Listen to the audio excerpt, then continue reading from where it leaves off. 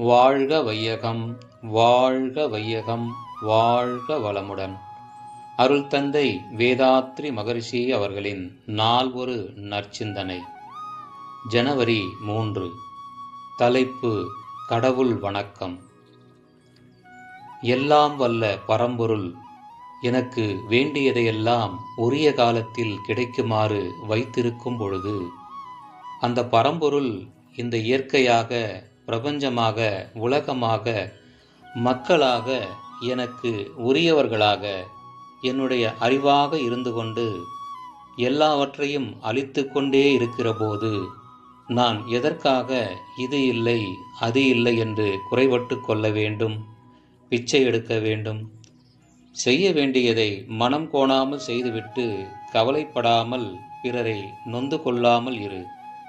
உனக்கு முரண்பட்டவர்கள் யாரேனும் இருப்பின் அவர்களை வாழ்த்திக் கொண்டே இரு.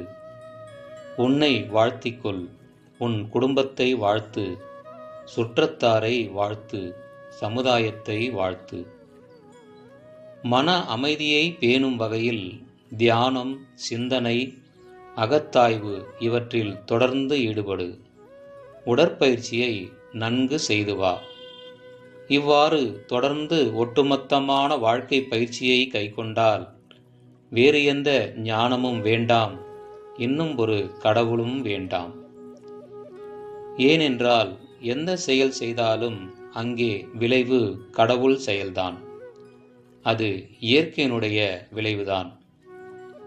நீ செய்யும் செயலுக்கு தக்கவாறு, பொருளுக்கு தக்கவாறு உனக்கு இன்பமோ துன்பமோ வெகுமதியாகவும் தண்டனையாகவும் கொடுத்து கொண்டே இருப்பது எதுவோ அதுதான் எல்லாம் வல்ல இறை. ஆகவே அந்த இறைவனை உன்னுடைய செயலின் விளைவாக காலையிலிருந்து மாலை வரையில் பார்த்து மதிப்பு கொடுத்து வா. அதுவே கடவுள் வணக்கம். அதை விட்டு தனியாக ஒரு கடவுளை தேட வேண்டாம். அருள் தந்தை அவர்கள் வாழ்க வளமுடன்.